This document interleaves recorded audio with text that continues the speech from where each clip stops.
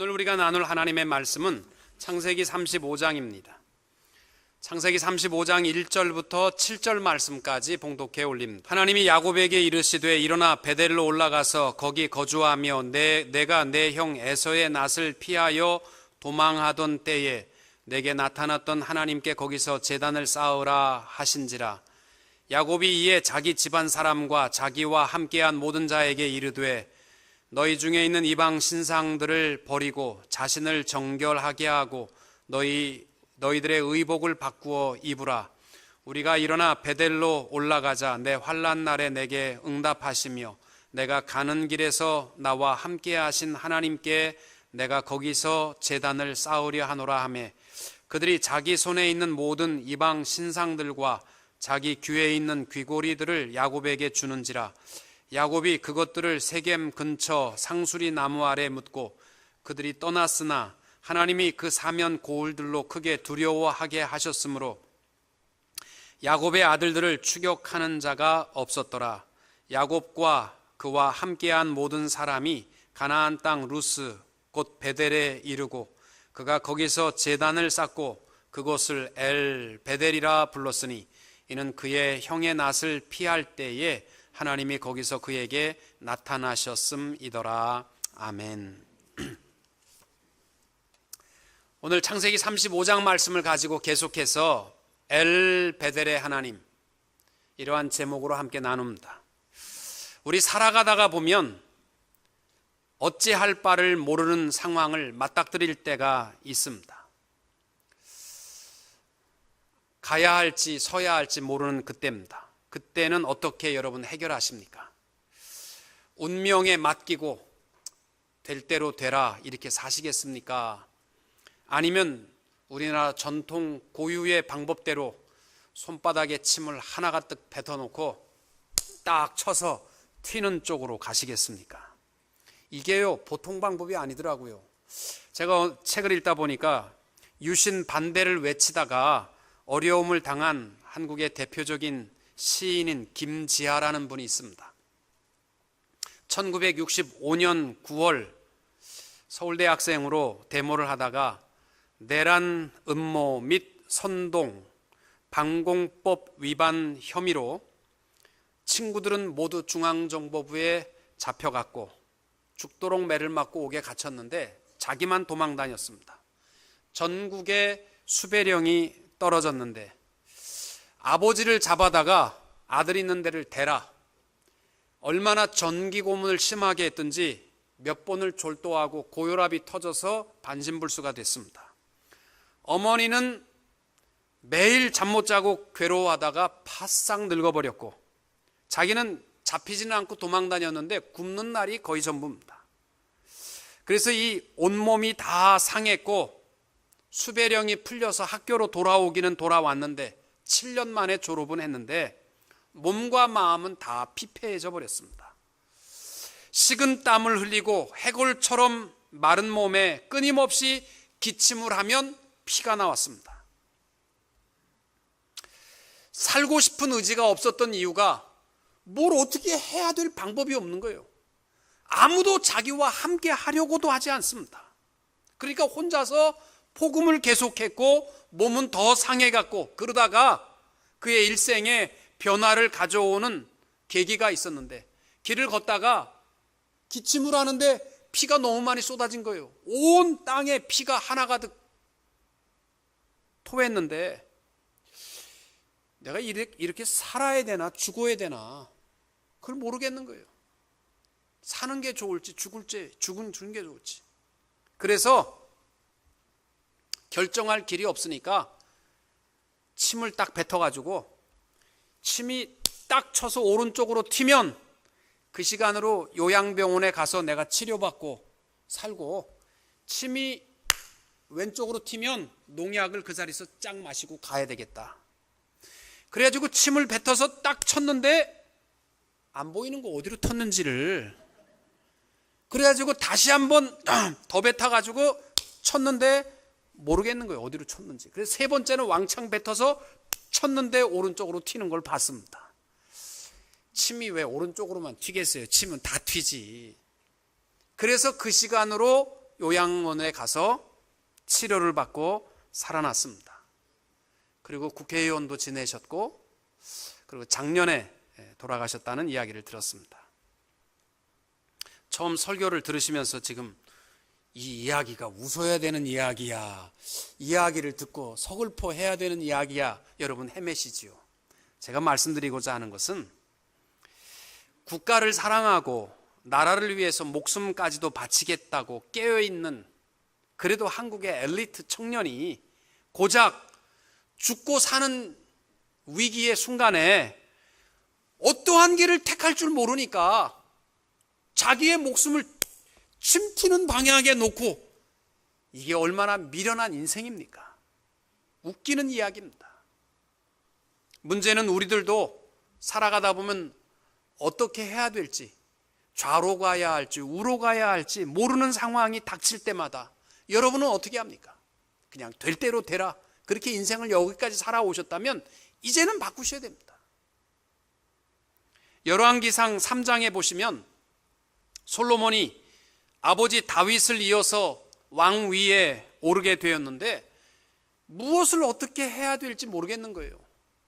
그래서 열왕기상 3장 7절에 보면 답답한 마음을 가지고 하나님 앞에 기도합니다. 나의 하나님 여호와여, 주께서 종으로 종의 아버지 다윗을 대신하여 왕이 되게 하셨사오나 종은 작은 아이라 출입할 줄을 알지 못합니다. 이게 지금 내가 나가야 되는지 서야 되는지도 모르겠습니다. 솔로몬이 나이 들어서 어떻게 하면 모든 이 당황스러운 자리에서 승리하는 길을, 후회 없는 승리의 길을 택할 수 있는가에 대한 지혜를 가르쳐 줍니다. 잠언 3장 6절입니다. 너는 범사의 그를 인정하라. 그리하면 내 길을 지도하시리라. 아멘. 범사의 여호와 하나님을 인정한다라는 말은요, 나의 후라는 히브리어인데 이 말은 인격적인 관계를 의미하는 야다의 파생어입니다. 그 뜻이 무슨 뜻이냐면 모든 삶의 영역에서 하나님의 뜻을 찾고 하나님의 인도하심을 구하라. 그리하면 실패가 없다는 겁니다. 이를테면 여러분들이 이민을 왔을 때 잘 먹고 잘 살아야 되겠다 이런 것보다는 하나님이 왜 그 많은 세계에서 나를 왜 LA에 갖다 놓으셨을까? 그 의미를 찾는 겁니다. 또 우리가 사업 감당하고 있는 모든 일에 대해서 하나님이 왜 이 사업을 못하게 하셨고 왜 이 사업을 열게 하셨을까? 하나님의 뜻을 찾는 겁니다. 그렇게 할 때에 나는 내일을 알 수 없지만 하나님은 우리의 모든 삶의 내일을 다 아시는 하나님이시기에 하나님께서 우리를 가장 좋고 선한 길로 인도해 주실 줄로 믿습니다. 제가 좋아하는 찬송가가 310장입니다. 하나님의 은혜로 있을 데 없는 자 왜 구속하여 주는지 난 알 수 없도다. 같이 부릅니다. 내가 믿고 또 의지함은 왜요? 내 모든 형편 잘 아는 주님 늘 돌보아 주실 것을 나는 확실히 아네. 아멘. 우리 하나님이 아시니까, 내 형편 다 아시니까 하나님 앞에 맡길 때에 우리는 온전한 승리를 이룰 수 있고, 여러분 가지고 있는 요만한 지식과 경험에 의지하면요 결정적인 순간에 침 튀는 것밖에 방법이 없습니다. 한 갤럽 연구소에서 조사를 했더니 부모들에게 언제쯤 당신의 자녀가 당신의 지적 수준보다 나아질 것이라고 생각하십니까? 여러분 자녀가 언제부터 여러분보다 더 많이 안다고 생각하십니까? 나는 지금도 내 자녀들이 나보다는 모르는 것 같은데, 그런데 부모님들의 공통적인 대답이 뭐냐면 대학교 2, 3학년쯤 되니까 나보다 더 많이 아는 것 같다, 이렇게 대답을 했어요. 그런데 아이들에게 똑같은 질문을 한 겁니다. 너희들은 언제쯤부터 지적 수준이 내 부모를 넘어섰다고 생각하니? 그랬더니 아이들의 공통적인 대답입니다. 엄마를 넘었을 때는 초등학교 5학년 때쯤 되니까 엄마보다는 내가 좀 더 많이 아는 것 같고, 중학생쯤 되니까 아버지보다는 내가 좀 더 아는 것 같다. 여러분, 착각을 해도 서로가 얼마나 큰 착각입니까? 부모들은요, 자녀들이 게임만 하고 있고, 또 연예인 보면 막 그냥 물불을 안 가리고 그냥 막 괴성을 지르고 뭐 심장마비 걸린다 그러고 실신하고, 여러분 그런 거 세상이 말세로다 그러잖아요. 내 새끼가 그런다면 그거 정말 꼴 못 보는 거예요. 근데 자녀들도 부모를 보면서 한탄합니다. 엄마라는 사람이 밥도 안 해주고 연속극에 목숨 걸고 시간 되면 시끄러 해가면서 그냥 눈물만 펑펑 흘리는 모습 보면 자녀들이 부모 보면서 참 큰일 났다, 그렇게 걱정한다고요. 우리 자신 보고 의지할 것 하나도 없습니다. 범사에 하나님을 인정하시는 삶이 되시기를 축복합니다. 오늘 본문의 말씀에 세겜성에서 야곱의 식구들이 한 10여 년을 살았습니다. 근데 야곱에게는 정말 잊을 수 없는 악몽과 같은 그러한 사건 사고의 기간이었습니다. 디나가 꼼짝없이 세겜에 강간을 당하고 아내가 될 수밖에 없었고, 이 말은요, 오늘날 우리가 생각할 때 무슨 국제결혼하는 정도의 의미가 아니에요. 이 세겜의 아내가 된다는 말은 세겜성 신전 창녀로 바칠 수밖에 없는 위치라는 말입니다. 그러니까 야곱의 아들들이 세겜성 남자들에게 하나님의 성스러운 자녀의 징표인 할례를 받게 하고, 할례를 악용해서 세겜성 남자들을 다 대량 학살했습니다. 야곱은 참 난처합니다. 이제는 죽을 일밖에 안 남은 거예요. 앞으로 나갈 수도 없고 뒤로 갈 수도 없고. 누가 옆으로 가면 좋아하겠어. 세겜성 남자들을 다 죽였는데, 가나안 사람들이 조금만 있으면 힘을 합쳐서 자기들을 공격해서 다 찢어 죽일 거 뻔하거든요. 캄캄한 현실 앞에 야곱이 어찌할 바를 모를 때 하나님께서 야곱에게 1절에서 이렇게 말씀합니다. 하나님이 야곱에게 이르시되 일어나 베델로 올라가서 거기 거주하며 내가 내 형 에서의 낫을 피하여 도망하던 때에 내게 나타났던 하나님께 거기서 제단을 쌓으라 하신지라. 여러분, 우리 살면서 참 답답할 때가 있습니다. 그때마다 절망하지 마시고 애매한 소주 마시려고 하지 마시고, 그 승리의 길이 하나님께서 말씀하는 것이 베델로 올라가라.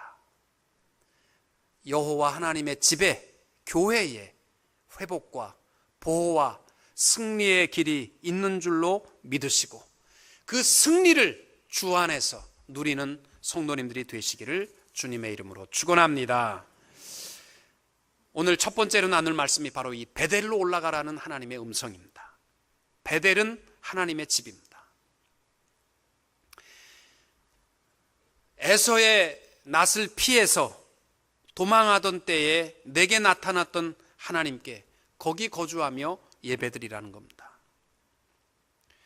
이 말씀을 의미를 기억하려면 그 창세기 28장을 우리가 알아야죠. 계속 우리가 살펴보고 있지만 야곱이 하란으로 가는 길에 혼자 광야에서 두려워하면서 아무도 없는 이 광야의 두려움 속에 잠들 때 하나님께서 야곱에게 약속해 주신 것이 있습니다. 내가 너와 함께 있어 내가 어디로 가든지 너를 지키며 너를 이끌어 이 땅으로 돌아오게 할지라. 내가 내게 허락한 것을 다 이루기까지 너를 떠나지 아니할 것이다. 그러니까 야곱이 나 혼자인 줄 알았는데 하나님이 나와 함께 하시는구나. 과연 하나님이 여기 계시구나. 이걸 깨달았습니다. 그리고 나서 몸을 가다듬고 하나님 앞에 약속한 것이 있습니다. 그것이 야곱의 서원인데 야곱이 서운하여 이르되 하나님이 나와 함께 계셔서 내가 가는 이 길에서 나를 지키시고 먹을 떡과 입을 옷을 주시어 내가 평안히 아버지 집으로 돌아가게 하시오면 여호와께서 나의 하나님이 되실 것이요 내가 기둥으로 세운 이 돌이 하나님의 집이 될 것이요 하나님께서 내게 주신 모든 것에서 10분의 1을 내가 반드시 하나님께 드리겠나이다. 여러분, 저는 이 야곱의 서운을 보면서 하나님, 내가 부끄러운 간구자가 되지 않도록 저는 기도합니다. 야곱이 구한 것이 세 가지예요. 이 길에서 나를 지키시고, 우리 인생의 길이요 얼마나 험하고 악한지 모릅니다. 여러분이 힘 가지고 의지 가지고 못 살아갑니다. 하나님, 내 인생의 길을 지켜 주옵소서. 우리가 하루하루 살아갈 때에도 하루를 하나님 지켜 주옵소서. 이게 우리 기도의 제목이어야 되고, 두 번째는 먹을 것과 입을 것 주시면 됩니다. 족합니다. 세이빙 어카운트 따지지 마시고 먹을 것 입을 것 주시면 그냥 감사하면 됩니다. 그리고 최종적으로 평안히 아버지 집으로 돌아가게만 해주세요. 우리 천국에 들어가는 거, 더 이상 우리 구할 거 뭐 있어요? 인생의 나그네 길에서요, 이게 최고의 대박입니다. 설교 원고에 없는데 제가 설교해서 죄송합니다. 트랜슬레이트 하시는 분들은 못 들을 것 같은데, 오늘 우리 유한호 목사님 오셔서 내가 한마디 하렵니다. 유 목사님이 애들을 다 키우시고요, 선교지에 가서 지금 선교 캄보디아에서 신학교를 하시는데, 지난번에 제가 우리 소비대학교 지을 때에 땅 사러 갔더니 유한호 목사님이 신학교 땅도 좀 사게 봐달라는 거예요.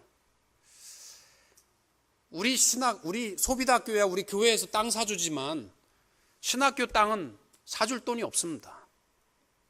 그래서요, 이거 분명히 보라고 하면 나한테 짐 지울 텐데 내가 왜 봅니까? 나 안 봤어요. 나는 소비대학교 땅만 보고 왔어요. 그래가지고 유한호 목사님이 돌아왔더니 좀 섭섭하셨죠, 저한테. 근데 땅을 샀어요. 소비대학교 바로 옆에다가 신학교 땅을 사셨어요. 본인이 자기가 목회하고 또 이렇게 엔지니어신데 한국에서 평생 동안 부부가 함께 일하며 벌었던 모든 것 가지고 있는 거라고는 미션 배우의 집 하나 가지고 있는데요, 자녀들 불러놓고 너희들 줄 거 없다, 이건 하나님의 영광을 위해서 내가 드리겠다, 그렇게 하고요 그 집 잡히고 그 땅 샀어요. 자녀들 줄 거 하나도 없답니다. 그리고 신학교 운영하는데요, 돕는 데가 별로 없어요. 왜냐하면 아는 분이 너무 많아서. 원래 불쌍해야지 선교사들은 돈을 받는데 유한호 선교사는 아는 사람이 너무 많아. 그러니까 내가 안 도와줘도 아는 사람 너무 많으니까 잘 도와주겠지. 아마도 다 그런 마음인 것 같아요. 안 도와요. 운영하는 거요, 제가 압니다. 본인 돈으로 다 하세요. 하여튼 자녀들 것 다 걷어다가 다 합니다. 왜 그렇게 할 수 있을까요? 그리고 뭐 거기에 목숨 걸고 거기서 뭘 얻으려고 하겠습니까? 우리 인생의 나그네입니다. 우리 목사님 젊게 보이셔도요, 이제 70이 넘으셨습니다. 먹을 것 입을 것 있으면 더 이상 족할 것 없습니다. 저는 그래요. 저는 목사님 참 존경해요. 우리 인생도 한번 그렇게 멋있게 삽시다. 죽을 때 새끼들 뭐 하나 집 사줄까, 그런 거 하면 자녀들이 잘 살 것 같아요. 목사님 자녀들 다 의사 됐고요, 다 훌륭하게 각자의 처소에서 아이들이 5명인데 다 잘 살아요. 걱정할 것 없습니다. 먹을 것 입을 것 만족하시고, 우리의 최종 목적지 하나님 앞에 섰을 때 부끄러운 구원자들이 되지 않도록 하나님의 영광을 위해서 살아갈 수 있게 되기를 축복합니다. 트랜슬레이트 하시는 분 죄송합니다. 없는 얘기해서. 하나님께서 야곱에게 세겜에서 일어나라, 베델로 올라가게 명령하실 때 세겜에서 일어나라. 이 세겜이 의미하는 것은요, 걱정과 괴로움들입니다. 우리 교회 올 때예요, 세겜, 베델이거든요. 베델에 가실 때에, 교회로 갈 때에는 걱정과 괴로움을 좀 털어버리고 일어나고 교회 생활하는 우리가 됐으면 좋겠습니다. 신앙생활도 하고 교회도 왔다는 가는데 걱정과 두려움을 그대로 안고 살아간다면 여러분은 미안하지만 베델에 오신 것이 아니라 루스 땅을 밟고 가시는 것뿐입니다. 요한복음 14장 1절에서 너희는 마음에 근심하지 말라. 하나님을 믿으니 또 나를 믿으라. 믿음과 근심은요, 상극관계입니다. 하나님을 믿으면 걱정하지 마시고, 여러분 걱정하고 살려면 믿는 거 아닙니다. 잘못됐습니다. 하나님께서 베델 아버지 집으로 가려면 너 걱정과 괴로움을 털고 일어나라는 겁니다. 그리고 두 번째가 내가 내 형 에서의 낯을 피하여 도망하던 때에 내게 나타났던 하나님에게 제단을 쌓으라. 형 에서를 피하여 도망할 때 나타났던 하나님, 그 베델에서 야곱이 깨달았던 것은 뭐냐면 혼자가 아니라는 거죠. 과연 하나님이 여기도 계시는구나. 여러분, 캄캄한 현실에서 어려움에 대해서는 다 좀 털고 일어나시고, 그리고 늘 교회 와서 하나님 앞에 확인할 것은 나 혼자 살아가는 것이 아니라는 사실입니다. 하나님이 나와 동행하심을 기억하고 이길 수 있게 되시기를 축복합니다. 여호수아 1장 9절에 주신 약속, 내가 내게 명령한 것이 아니냐. 강하고 담대하라. 두려워하지 말며 놀라지 말라. 내가 어디로 가든지 내 하나님 여호와가 너와 함께 하느니라. 또 예수님께서 이 땅 위에 오셔서 마지막 제자들에게 주신 최후의 약속, 내가 세상 끝날까지 너희와 항상 함께 있으리라. 하나님과 함께 우리의 어려움이 있을 때마다 털어버리고 나와 함께 하시는 하나님 앞에 베델로 나아갈 수 있는 성도님들이 될 수 있기를 축복합니다. 두 번째로 이 야곱이 베델로 올라가라 이 명령을 듣고서 2절에 식구들에게 명령하는 것이 있습니다. 너희 중에 있는 이방 신상들을 버리고 자신을 정결하게 하고 너희들의 의복을 바꾸어 입으라. 우리가 일어나 베델로 올라가자. 세 가지를 명령합니다. 첫째는 이방 신상을 버리라는 겁니다. 여러분, 야곱은요 하나님을 사랑하는 백성이에요. 조상적부터. 무슨 우상이 있겠어요. 그러나 오랜 시간 동안 베델을 떠나 살아갈 때 자기도 모르게 문화라는 이름으로 베어버린 우상들, 우리들도 있어요. 무엇보다 우리에게 가장 큰 우상은요, 하나님을 의지하지 않는 모든 의지의 대상. 내가 노년에 물질을 의지한다면 물질이 우상이에요. 건강을 의지한다면 건강이 우상이에요. 현대인에게서 최고의 우상은 자기 자신입니다. 하나님이 앉으셔야 할 자리에 내가 앉아 있습니다.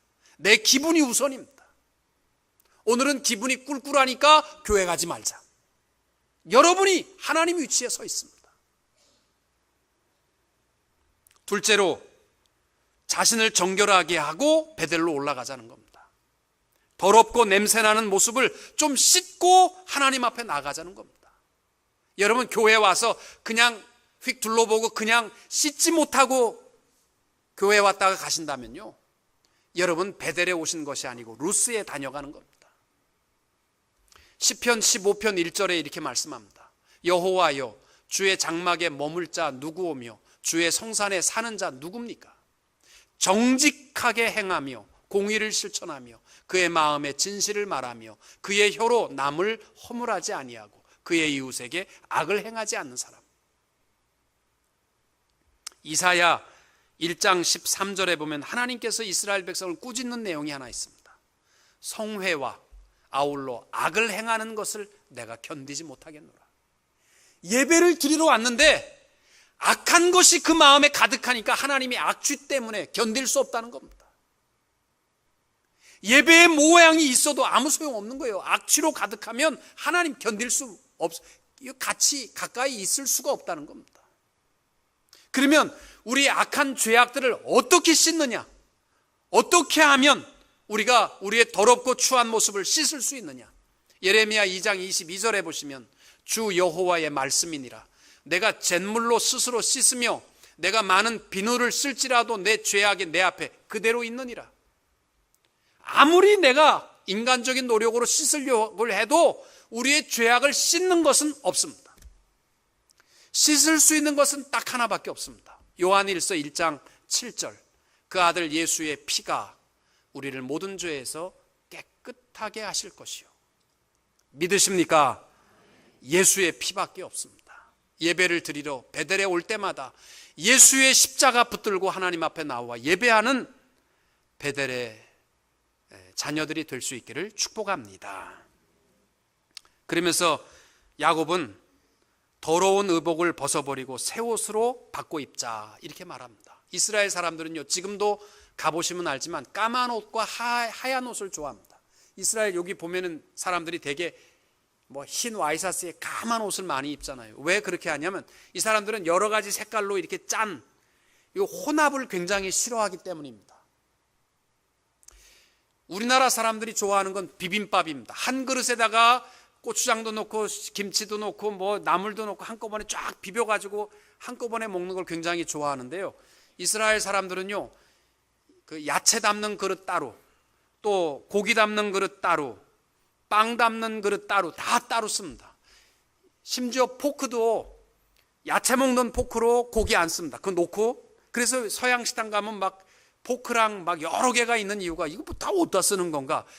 같이 쓰는 그게 싫은 거예요. 먹다가 부러지면 쓰라는 말이 아니고 야채 먹는 이 포크를 가지고 고기 먹는 것조차도 싫어할 만큼 섞이는 걸 싫어하는 거예요. 야곱이 세겜 땅에서 살면서 어느새 자기도 모르게 막 섞여져 있는 옷들을 입고 있는 우리의 자세를 바꾸자는 거예요. 그래서 이 베델에 올라갈 때마다 여러분 까만 옷 입고 오라는 얘기가 아니고 우리의 영적 도덕적 회개와 변화를 촉구하고 그리고 예수로 옷 입자는 겁니다. 여러분 LA 가서 그 거지들을 보게 되면요, 특징이 이 겨울에 가면요 한 15개씩 입었지 않습니까? 입고 또 입고 입고 또 입고 더러워지고 추워 좀 벗어버리고 입으면 좋겠는데 또 입고 또 입고 또 입고 악취는 계속 나고 우리의 영적인 상태가 벗어버리지 못하면요 계속 거지와 똑같습니다. 우리의 더럽고 추한 모습을 좀 벗어버리고 예수로 옷 입고 주의 전에 나아갈 수 있는 성도님들이 될 수 있기를 축복합니다. 마지막으로 중요한 것은 엘베델의 하나님. 이게 무슨 말이냐? 야곱이 베델로 올라가서 거기에 제단을 이번에는 쌓고 베델을 엘베델이라 그렇게 불렀습니다. 하나님의 성전에서 강하게 역사하시는 하나님, 이 뜻입니다.